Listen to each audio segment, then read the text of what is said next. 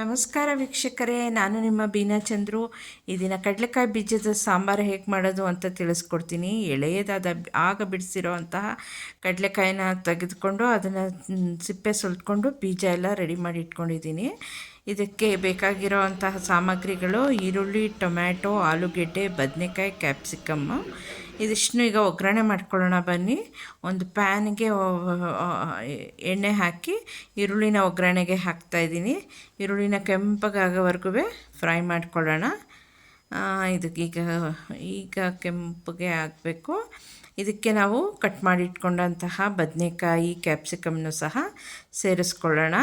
ಇದು ಕಡಲೆಕಾಯಿ ಬಿಡೋವಂತಹ ಸೀಸನ್ನು. ಕಡಲೆಕಾಯಿ ಪರಿಷೆಯಲ್ಲಿ ಹೊಸದಾಗಿ ಈಗ ಎಳೆಯ ಕಡಲೆಕಾಯಿಗಳು ಇರುತ್ತಲ್ಲ, ಹಸಿದಾದ, ಅದನ್ನು ನೀವು ಪರ್ಚೇಸ್ ಮಾಡ್ಕೊಂಬಂದು ಈ ಸಾಂಬಾರನ್ನ ಮಾಡಬಹುದು.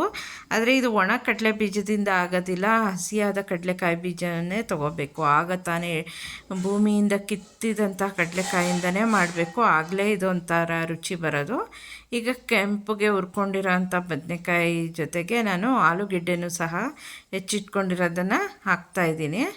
ಮತ್ತು ಕಡಲೆ ಬೀಜನ ಬಿಡಿಸಿಟ್ಕೊಂಡಿರೋದನ್ನ ಚೆನ್ನಾಗಿ ತೊಳಿಬೇಕು, ಮಣ್ಣಿರುತ್ತೆ ಆಗ ಬಿಡಿಸಿರೋದಲ್ವ. ಇದನ್ನು ಚೆನ್ನಾಗಿ ತೊಳ್ಕೊಂಡು ಇದನ್ನು ಸಾಂಬಾರಿಗೆ ಹಾಕ್ತಾಯಿದ್ದೀನಿ. ಇದನ್ನು ಹಾಕ್ಕೊಂಡು ಚೆನ್ನಾಗಿ ಫ್ರೈ ಮಾಡ್ಕೋಬೇಕು. ಕಡಲೆಕಾಯಿ ಬೀಜನ ಕುಕ್ಕರಲ್ಲಿ 2 ವಿಷಿಲು 3 ವಿಷಿಲ್ ಕೂಗಿಸ್ಕೊಳ್ಳೋ ಅವಶ್ಯಕತೆಯೇ ಇಲ್ಲ. ಯಾಕಂದರೆ ಇದು 5-10 ನಿಮಿಷಕ್ಕೆ ಸಾರು ಕುದಿ ಬರೋ ಅಷ್ಟೊತ್ತಿಗೆ ಅದು ಚೆನ್ನಾಗಿ ಬೆಂದ್ಕೊಂಡಿರುತ್ತೆ. ಅದರಿಂದ ನಾನೇನು ಕುಕ್ಕರ್ನಲ್ಲಿ ಕಾಳನ್ನ ನಾವು ಬೇಯಿಸ್ಕೊಳ್ಳೋ ರೀತಿ ಏನೂ ಇದಕ್ಕೆ ಬೇಯಿಸ್ಕೊಳ್ಳೋ ಅವಶ್ಯಕತೆ ಇಲ್ಲ. ಇವಾಗ ಇದಕ್ಕೆ ಟೊಮೊಟೊನೂ ಸಹ ಆ್ಯಡ್ ಮಾಡೋಣ. ಟೊಮೊಟೊ ಆ್ಯಡ್ ಮಾಡಿಕೊಂಡು ಅದನ್ನು ಚೆನ್ನಾಗಿ ಫ್ರೈ ಮಾಡ್ಕೋಬೇಕು. ಟೊಮೊಟೊ ಎಲ್ಲ ಸಾಫ್ಟಾಗಿ ಆಗಬೇಕು. ಸಾಂಬಾರೆಲ್ಲ ತಿಕ್ಕಾಗಿ ಬರೋ ರೀತಿ ನಾವು ಇದನ್ನು ಚೆನ್ನಾಗಿ ಎಣ್ಣೆನಲ್ಲೇ ಫ್ರೈ ಮಾಡ್ಕೊಳ್ಳೋಣ. ಇದಕ್ಕೇನು ಮಸಾಲೆ ಹಾಕಬೇಕು ಅಂತ ಅದನ್ನು ಒಂದು ಕಡೆ ನಾವು ರೆಡಿ ಮಾಡ್ಕೋಬೇಕು.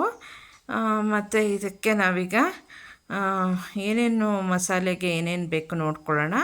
ಇದಕ್ಕೆ ಕಾಯಿ, ಕಡಲೆ, ಚಕ್ಕೆ, ಲವಂಗ ಮತ್ತು ಶುಂಠಿ, ಬೆಳ್ಳುಳ್ಳಿ ಹಾಕ್ಕೊಂಡಿದ್ದೀನಿ. ಕೊತ್ತಂಬರಿ ಸೊಪ್ಪು ಹಾಕ್ತಾಯಿದ್ದೀನಿ. ಕಡಲೆನೂ ಆ್ಯಡ್ ಮಾಡ್ಕೊಂಡಿದ್ದೀನಿ. ನಮಗೆ ಬೇಕಾದರೆ ಈಗ ಹುಚ್ಚೆಳ್ಳನ್ನು ಸಹ ಸೇರಿಸ್ಕೋಬೋದು. ನಾನೇನು ಹುಚ್ಚೆಳ್ಳು ಹಾಕಿಲ್ಲ. ಇದನ್ನು ಮಸಾಲೆನ ರೆಡಿ ಮಾಡಿ ಇಟ್ಕೊಂಡಿದ್ದೀನಿ. ಈಗ ಈ ಫ್ರೈ ಮಾಡ್ತಾ ಇರೋವಂತಹ ತರಕಾರಿ ಕಾಳು ಜೊತೆಗೆ ಫ್ರೈ ಆಗಿದೆ. ಈಗ ನಾನು ಇದಕ್ಕೆ ಖಾರದ ಪುಡಿ ಹಾಕ್ತಾಯಿದ್ದೀನಿ. ಮನೇಲಿ ರೆಗ್ಯುಲರ್ ಯೂಸ್ ಮಾಡೋ ಸಾಂಬಾರು ಪುಡಿನೇ ಹಾಕ್ತಾಯಿದ್ದೀನಿ. ಹಾಕ್ಬಿಟ್ಟು ಅದನ್ನು ಚೆನ್ನಾಗಿ ಮಿಕ್ಸ್ ಮಾಡ್ಕೋಬೇಕು. ನಮಗೆ ರುಚಿಗೆ ಎಷ್ಟು ಬೇಕು ಉಪ್ಪು, ಅಷ್ಟು ಉಪ್ಪನ್ನು ಸಹ ಸೇರಿಸ್ಕೊತಾ ಇದ್ದೀನಿ.